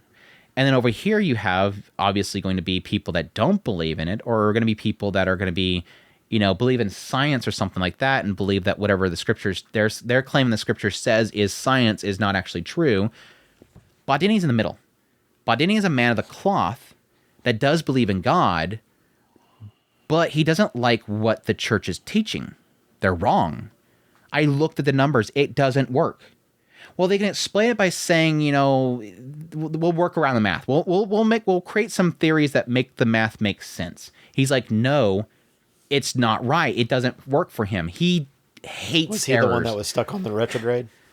No, the initial retrograde person was Glass. He was the one that was studying he was the one that was doing the measurements, and at some point it went about and he got upset. Badeni explained it because he already knew about it. Okay. If that's what you mean. Yeah, Badeni is like, again, he's man of the cloth. He hates errors. And he will spin nonstop on his own studying, and they'll constantly punish him for it because he's not being like everybody else. He's not working with the group. And so they'll punish him, and he'll just be like, here, give me the whip. Let me get it done so I can get back to my study. Like, this guy just wants to keep taking the numbers. And he's the one that once he discovers the whole idea of the movement of the earth, he just gets stuck on it. He has to solve the puzzle. I have to get this done. But he always explains things in the route of it still matches with religion. So I like the idea that each one of these characters sort of had a different perspective. Oaks, he's afraid of looking to the heavens. Glass has lost his faith in the heavens. Badeni is a man of the cloth and wants to show how the science and the fact that we swim through the universe is showing that we're loved by God. It's showing a blessing of God itself. Raphael is all about the science itself and just choosing to follow the order of the church, just to not step out of line. And then later on, getting into people like Schmidt, who is all about the fact that he hates religion, but believes in God. He believes in the nature and the things that God created. He doesn't like religion, the book itself, the church. He likes God. And then it just keeps going on. Each one of these characters has sort of their own perspective on science, scholars, the religion, belief, all this stuff. And the way that it handled each one of those characters was fantastic. And I think that's what really, really kept the show going for me for the most part. Visually, directing-wise, great. Madhouse, I don't feel like the show had a great budget, but it's carried by the director. The director and the team, what they did with what I don't feel was a massive amount of budget was incredible. Because the show, despite not having like crazy production qualities and yes, sometimes having some rough points of the characters, I think overall looked beautiful. Like they made sure that the budget and the quality went to some of the more emotional scenes. Like there's a lot of inspiration's a big one. When the characters have inspiration points, it's like they dial up the quality. They dial up what they're doing. The scene itself needs to capture this. I keep pointing out over and over again, Oaksy and him finally gazing at the stars, the way they portray that was credible. Because he grew up with the church, or at least he spent a lot of time in the church where he was told that we were at the bottom. Earth is at the center. We're at the bottom. The heavens are above us, and they look down upon this sin, the sinful people of the earth. And so he was always afraid of looking up at the stars. Even though he has really good eyesight, he was afraid of looking up at the stars because he was afraid of the heavens looking down upon him and gazing down upon him. And so when he looks finally up at the heavens, he sees nothing but eyeballs. Just a span of sky and eyeballs staring down. It looked like incredible. Like, again, the more inspirational moments, Schmidt absorbing the morning sun as the proof of God itself. Him just standing in the sun and absorbing the rays. Like, there's so many really great visual set pieces, especially towards the later part with one of my favorite characters. But overall, it's just really incredibly directed. Now, my difficulties. This show, even though I really loved it, I even made a video describing this because at some point people were going, hey, dude, where's your videos covering the show? There was at some point where they changed the cast over to characters like Draka and Schmidt, where I lost a lot of my hype levels of the show. Like, it had a massive cast change over to new characters, and I just didn't feel what I fell in love with back here. Like, I loved Raphael and Badeni and Oxy and Novak and all these characters back here. And then it has this big shift over to here where you have these characters over here, Draka and Schmidt and all these other individuals that I just didn't find as interesting. Like, a lot of my love in the first, 3/4 of the series was around the idea of the scholar and the church and belief and the struggles with all this kind of stuff. And then we kind of shift over to, I want money and stability, and I want basically freedom of speech. We want the freedom of a discussion, not having the church itself keep us from discussing things and all this kind of stuff. I like Schmidt's character. I like Draka's story. I just didn't find them interesting. I didn't find them overall gripping. I just did not like their stories that much. I will admit, the last quarter of the show technically does have 2 of the best scenes of the entire series. But outside of those two really incredible scenes and some fun moments here and there with like Schmidt talking to Draka about religion, which I thought was a really fantastic conversation. Again, Schmidt being the one that believes in God but not religion, and then Draka over here who just doesn't believe in that concept and believes in science and what mankind can create to create stability and whatnot. Them having a conversation about religion was great. Because it's like Schmidt's like, oh, you don't believe in religion either? Like Draka's like, no. And he's like, but you believe in God. He's like, no. Oh, I thought you didn't believe. I thought you were like me. So it's like there's a really goofy conversation with the two of them. Like there's some good moments in that last quarter, but it just wasn't like hype levels, like 10 out of 10 episode every single time up until that point. So that's my only difficulty that I have for the series overall. It doesn't hurt the series. I still claim Orb is literally like it's a nearly perfect show that everybody should watch. Like this is one of those ones where I feel, you never know until it happens. I feel like, 5-10 years from now, somebody's going to be like, give me a show that just stands out from the crowd. Not a typical harem or isekai show. Give me something that does something unique that is really incredible. Orb. It's gonna be there with like things like Heavenly Delusion. It's a unique show that just stands out from the crowd. Does something unique and is really great. Orb's that show. I have spent this entire time talking. I have not talked about my favorite character in the entire series, though. Your man. Denny is probably story-wise overall my favorite character, but I can't help but just love Novak, my Kendra Suda character, the Inquisitor himself. I wasn't sure if they're going to pull it off. I really wasn't. Like when I first met Novak's character, I'm like, this is the Inquisitor, the guy that goes around is killing people for the sake of the church. He's this nasty dude that you're terrified when you meet him. The first time he was standing in front of that, you met him a couple times before then, but seeing Novak in front of, Raphael's house going, Naniko Dad. He's holding that book and it's got the music, by the way, is incredible. Having that music in the background. And I was like, holy crap, I love this. Not only is it Kendra Suda's character voice, which I love, but it's this twisted character that I feel afraid of. I love that. Like I love that I feel afraid of a character in a show. He was literally like the looming threat the entire series, and I loved sort of the perspective that he gives of, again, what I love about this show is if you are willing to really try to understand these characters, it's really well done. Try to understand Novak's character. He is literally somebody who was told over and over again, the church created peace. We need that stability or we'll go back to chaos. He feels it an honor to stop people from spreading lies. Like he is so dead set, this is what I have to do. I need to get out there and find these people. And I know when they're lying. I've seen these people so much. Like the way that it's very uncomfortable, but the way that he like interrogates these people is just straight at throat. Like, you will tell me what I want to hear. No, you're lying. Tell me what you know. Who else is working for you? Who gave you that information? Like, this dude goes straight to the heart. And I was really kind of, yes, obviously early on, I think it was about the point that we met Jolenta. Jolenta is Novak's daughter, and she is, getting into astronomy as well. Big flag there, right? Jolenta is getting into astronomy as well, and she wants to prove herself. And yes, in this world, women aren't supposed to be that smart. So the idea of her, she wants to write a book. That's what her big thing is. She loves books because she feels like books are the way of sort of transcending time. And so she really wants to write a book. She wants her name to be on a book so that that's 100 years down the road, it's fantastic, the idea that 100 years down the road, some person will be reading her words. That's exciting to her. Unfortunately, again, because she's a female, she writes up this report, gives it to her, the person that's kind of heading her, Kolbe or whatever. And Kolbe presents it to, the head of that, that facility, but doesn't put her name down it, puts his name down it. Thus, stealing her thing there. But he's like, again, this is one of those ones where you have to kind of understand what you're talking about, the time period here.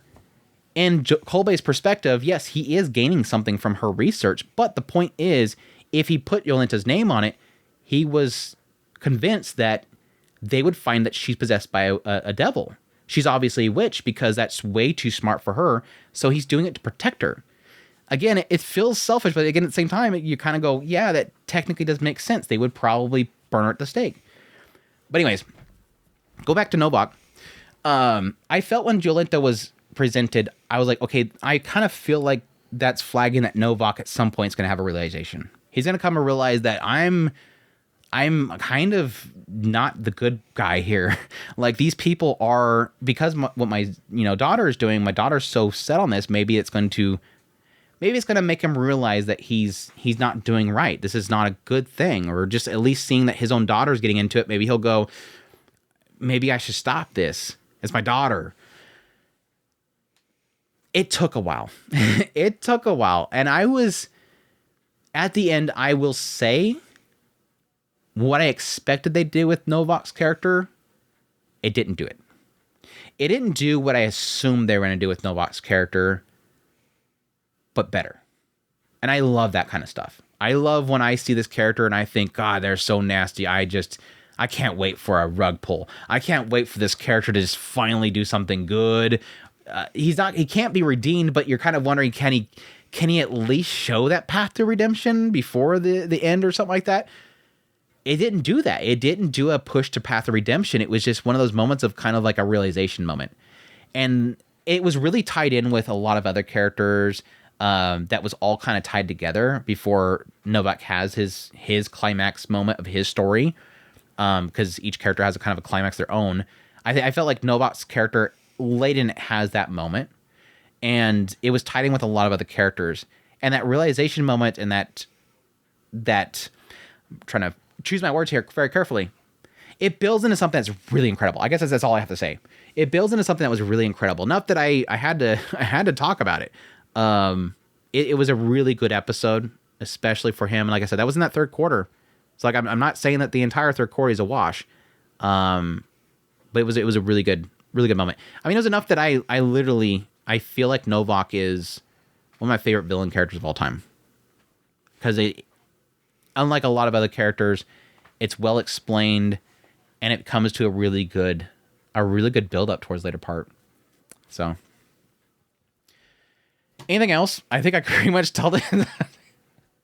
I think I talked way more than I did in my videos, so I guess the podcasters are getting a lot more of my thoughts on this show. Super good. Really enjoyed it. So that's Orb. Highly suggest people watch it. Even given the worthless Appraiser class, I'm actually the strongest.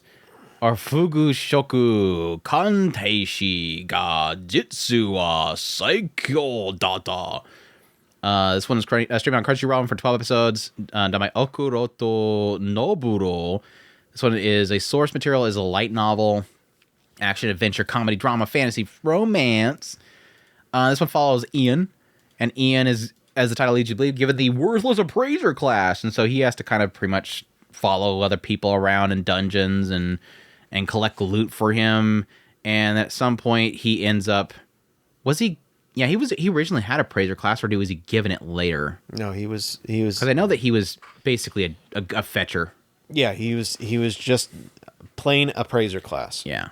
Anyway, so he's going around collecting, teeth and stuff out of the monsters' mouths and being a gopher. And eventually, they find this one little hole in this dungeon where there's this new opening, and they're like, oh crap, a new branch open in this dungeon. Let's go. And he's like, know that this corpse is a really powerful mob, and whoever killed this corpse is probably going to kill us. They're like, whatever, shut up, come on with us. So they start going in the dungeon, and eventually they run into a whole pack of these things.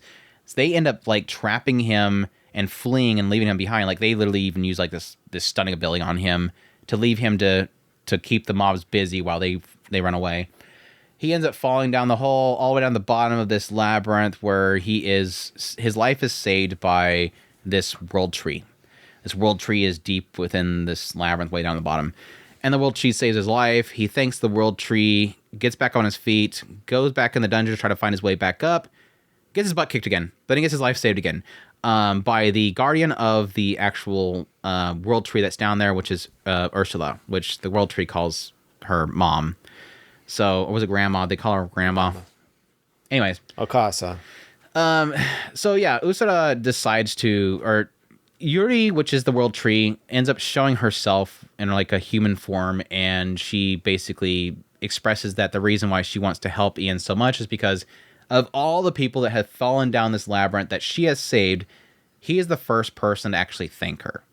Like all the other ones, they're literally like breaking off branches and bark from her tree and running off with it, not thanking. But because Ian said thank you, waifu gained. So if you ever fall in a labyrinth and a tree saves you, make sure to thank her. Then you get a waifu. So yeah, she pushes Ursula into training Ian how to use his magic and his eye. Didn't she give him an eye? Yep. Yeah. She replaced his eye. Gives him OP abilities, and then he starts to train and eventually builds back up. And I missed an episode, but apparently they decided they were going to go to the other world trees, find the other world trees that are her sisters, and basically gain all them as waifus as well. So he goes to the other dungeons, ends up running again to his old party mate who wants to prove himself, and then he saves his butt, and he gets really mad that he saved his butt. Yada yada. So, your thoughts?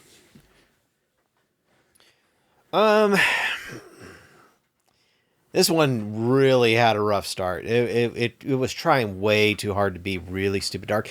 I guess it did have a crisis of darkness all through this entire show. It's like it kept trying to be really heavy at some points and then really light. So it had a crisis of whether or not it wanted to be dark or light. And I guess the contrast was okay. I didn't really care for it. I like it just fine as far as the general concept. Ein was constantly going around from different places. He starts out really low, getting up very high. So he becomes really not necessarily overpowered, but he's pretty daggum close. Whatever the heck Yuri did to his eye made it to where he could pretty much absorb. He effectively became a blue mage. Yeah, I think he witnesses the spells and he can use them again. Yeah, not exactly that. He has to defeat it, and then he she had to use a spell on him. Yeah, he appraises the creature, and then he gains the skill. Now whatever he gained from Ursula made it to where he was really powerful at